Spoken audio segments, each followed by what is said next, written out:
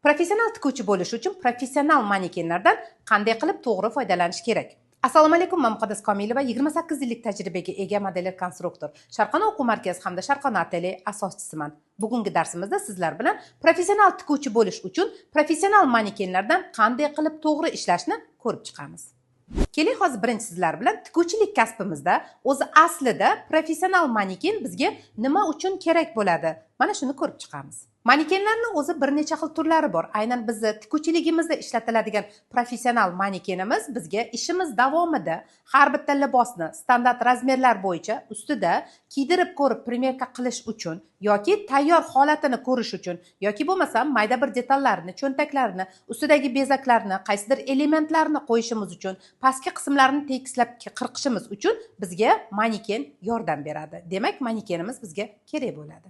Misol tariqasida kiyimlarimizni tikayotganimizda bunda ko'krak qafasida ustki nakladnoy cho'ntaklarini, cho'ntak o'rinlarini, bu yoqdagi pastdagi beldagi pastki cho'ntak o'rinlarini qilishimizda va ko'krak qismlarida vычkalar qanaqa joylashgan, yelkalarini yeng o'rnatganlarimizda yengimizni posatkalari to'g'ri chiqishi uchun va ko'ylaklarimizni etak qismini bo'yiga qarab, rostga qarab, tegini tekis qilib kesib ishlatishimizda bizga ko'proq kerak bo'ladi. Va eng ko'pi standart razmerlar bilan ishlaganda oqshom liboslarini, korset kiyimlarini, drapirovkalarni chiqarganingizda aynan bizga professional manekenlarimiz bizga yordam beradi. Yoki bo'lmasam siz asos andozalarsiz ishlamoqchi bo'lganingizda biron bir fasonni o'zingizning miyangizga yoki bo'lmasam biron bir fasonni ideyangizdagi xohlagan fasonlaringizni murakkab turdagi yoki bo'lmasam hech kimda ko'rmagan yangi fasonlarni chiqarganingizda, ilhomlanganingizda aynan manekenni ustida siz matolar yordamida hech qanday andoza asoslarisiz, o'lchamlarisiz buni ustida ilhomlanib xohlagan fasonlaringizni chiqarsangiz bo'ladi.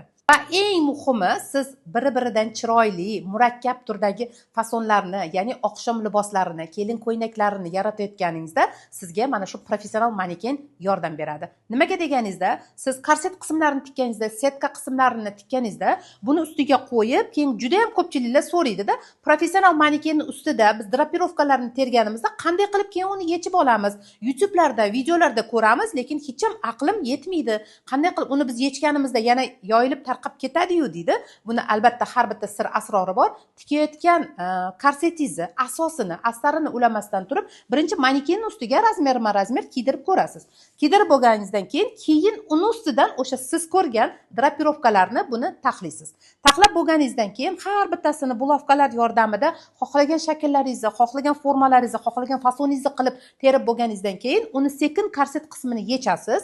Yechib bo'lganingizdan keyin uni ustida maydalab yoki mashinada tikiladigan joy bo'lsa, mashinada qo'lda qotiriladigan joylar bo'lsa, qo'lda qotiriladi yoki par yordamida ustida qotirib shakllarni berib bo'lganingizdan keyin unga astarlarni ulash kerak bo'ladi. Yoki bo'lmasam mana shu tikib olgan setkali yoki korsetlik qismlarni kiydirib qo'yib bo'lganingizdan keyin har xil gipyorlardan biz shakllarini, chiroyli gullarini, naqshlarni kesib ustida qo'l mehnatlari bilan uni ruchna rabota qilib bisirlarini tikamiz.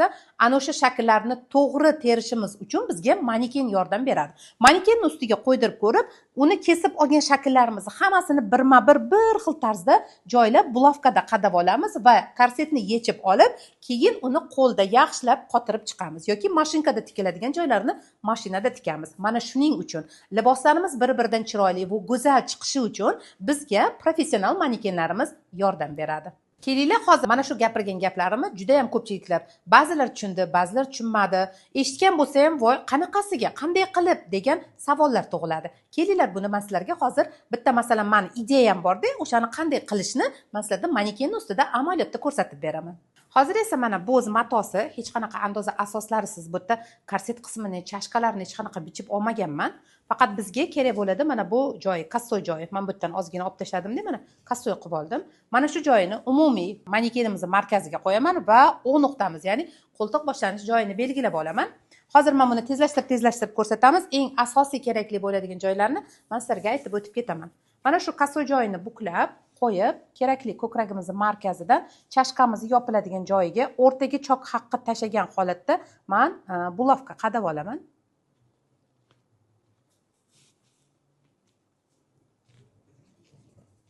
Mana va tepasini qayerdan yopilish kerak, o'sha yergacha qo'yib olamiz. Bu albatta ichidagi korsetni ustidan ishlash kerak. Korsetni qilib bo'lgandan keyin uni ustiga ishlaysiz, keyin yechib olsangiz bo'ladi. Endi bu yog'ini shaklini xohlasam mana shu vытышкалар qilib tegini mana bunaqa qilib taxlasangiz ham bo'ladi. Xohlasangiz bantik qilib taxlasangiz bo'ladi. Xohlasangiz drapirovka qilib, drapirovkasini mayda qilib 0,5 qilasizmi? Tikayotgan matoyingizga qarab yoki orasini 1 sm qilasizmi? Drapirovkasini taxlab chiqamiz. Agar kassoy qilmasdan to'g'ri tekis olsangiz, bu drapirovkangiz yaxshi yotmaydi. Shuning uchun bu kassoy bo'lishi kerak.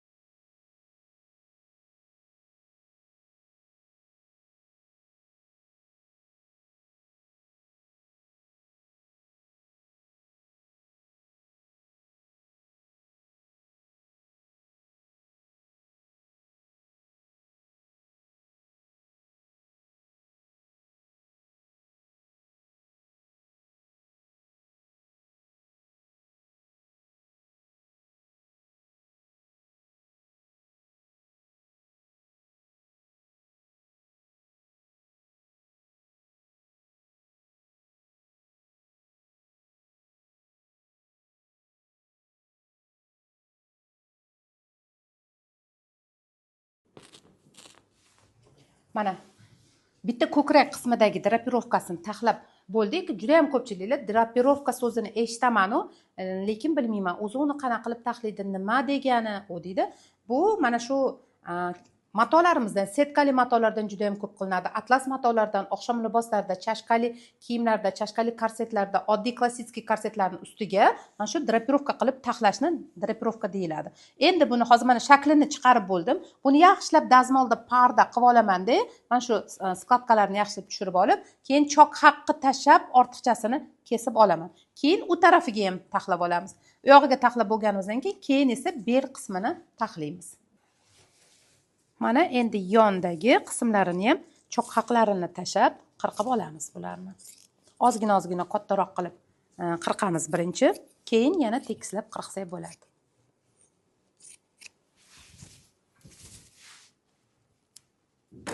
Mana qirqib oldim chashka qismini. Bu yerdan, mana bu yerdan yonidan bel qismini qilib turib, keyin mana bu yerda lyamkasini chiqarsak bo'ladi. Lyamkasini chiqarish uchun mana bu yerda men ozgina choq haqlarni ko'proq qildim. Chiqarib bo'lgandan keyin uni chizib, keyin uni olib, bu yerdan yana 1 sm choq haqlarini tashlaymiz.